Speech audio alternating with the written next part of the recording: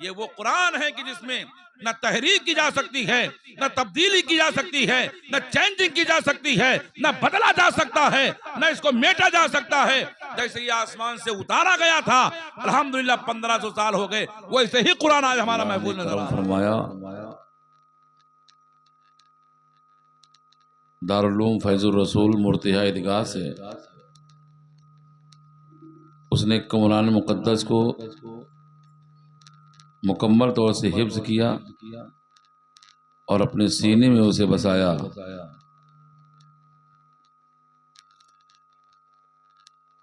और 10 फरवरी को मूर्तिहा ईदगाह में उस बच्चे के सर पर दस्तारे हिफ्ज़ भी रखा गया। उलमा के हाथ से, मशाइख ने अपने हाथों से उसे हाफिज कुरान होने की सनद भी अता फरमाई। आज की ये महफिल उसी बच्चे के रस्म दस्तारबंदी का और माँ बाप, पूरे मोहल्ले वाले, अहले खाना और तमाम परिवार के लोग आज अपनी दर दौलत पर अपनी बस्ती में उस कुरान मुक़द्दस की अज़मत को समझने के लिए उसका शुक्राना किस तरह हमारे से अदा चैनल किया से जाए, जुड़ने के लिए YouTube पर यासीन एजेंसी को आज ये अभी महफिल रखकर हमें सब्सक्राइब और जरूर आपको करें। बुलाकर ये मौका इनायत कर दिया कि जहां जिस बस्ती में, जिस गांव में, जिस इलाके में कोई भी हाफिज बनकर या आलिम बनकर हमारी बस्ती में आएगा तो खाली अपने घर वालों के लिए वो हाफिज बनकर नहीं आएगा, पूरी कौम के लिए इमाम बनकर आएगा। वो हमें मसले भी बताएगा, वक्तन फ़ौक्तन हमारी मस्जिद में इमामत भी फरमाएगा, हमारी महफिलों में आकर के जिक्र रसूल भी करेगा। तो ये खुशी हर किसी को होनी चाहिए। अगर एक इंजीनियर या डॉक्टर या कोई आर्मी में फौजी या कोई पुलिस डिपार्टमेंट में अगर हमारे समाज में कोई पुलिस हो जाए, डॉक्टर हो जाए, इंजीनियर हो जाए, प्रोफेसर हो जाए तो गर्व से सीना हमारा चौड़ा होता है और हम ये कहते हैं कि हमारे समाज में भी पुलिस वाले रहते हैं, हमारे यहाँ भी इंजीनियर रहते हैं, हमारे यहाँ भी डॉक्टर साहब रहते हैं, हमारे यहाँ भी वकील साहब रहते हैं। कोई ज़रूरत पड़ेगी तो इंशाअल्लाह वो हमारी हिल्फ ज़रूर फरमाएंगे। आप लोग इधर आके बैठ जाओ, थोड़ी देर के लिए थोड़ा करीब आओ, कुर्सी लेके आओ, अपनी कुर्सी लेते आओ। लेकिन इधर सुनिए, आप डॉक्टर का इल्म अपनी जगह,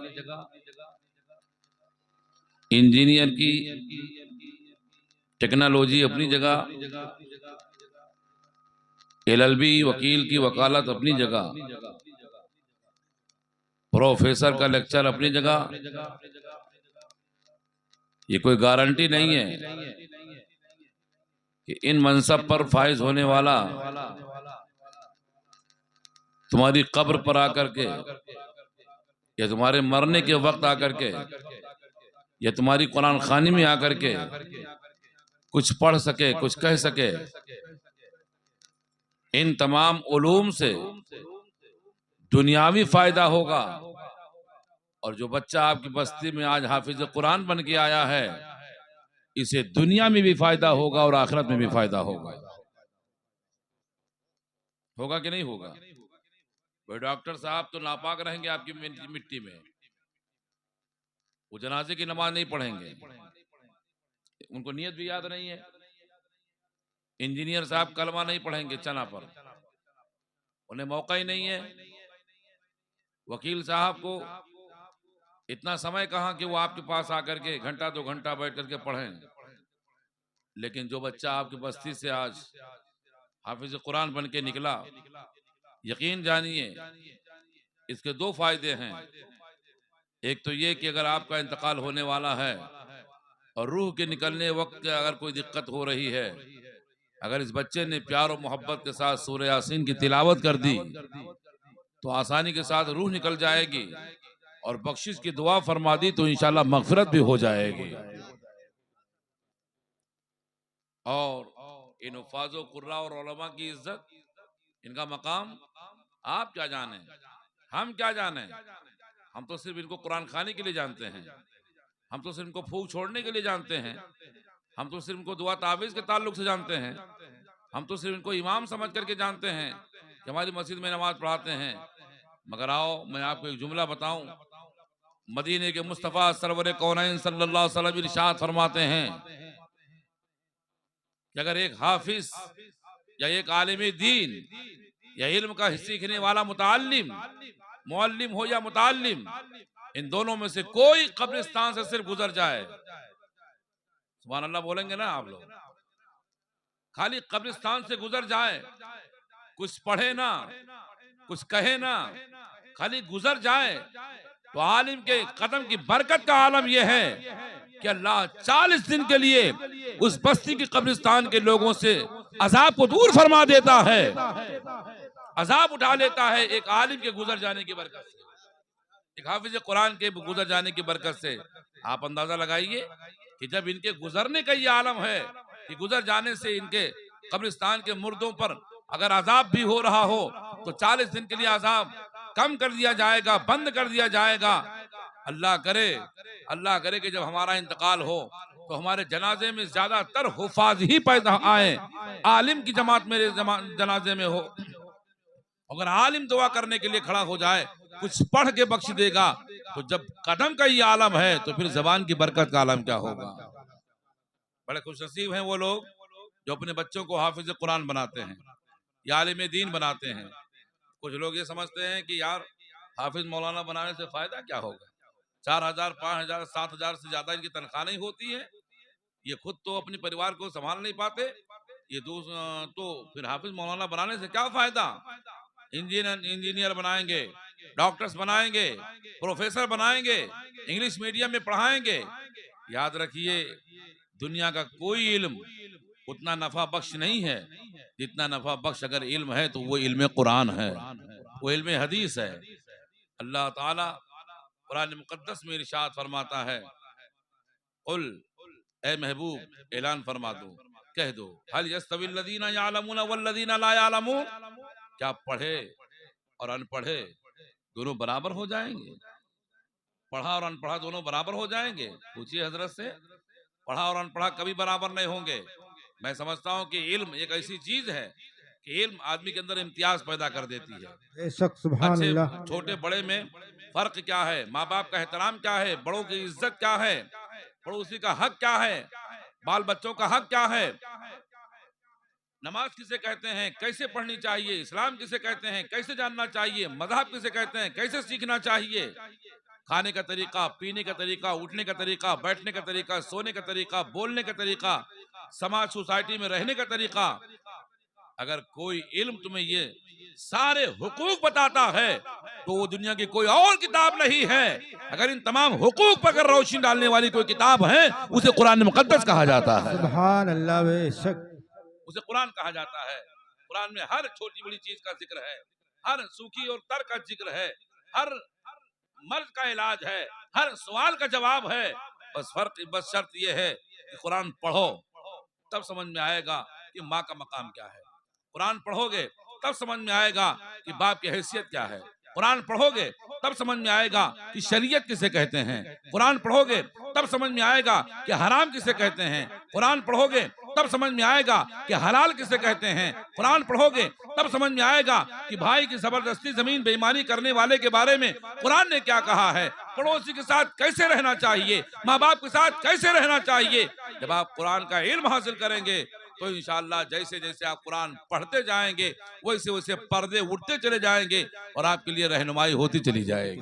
है सुभान अल्लाह। नारे तकबीर, नारे रिसालत, जश्न ईद मिलादुन नबी, मसलके आला हजरत, नारे तकबीर, नारे रिसालत।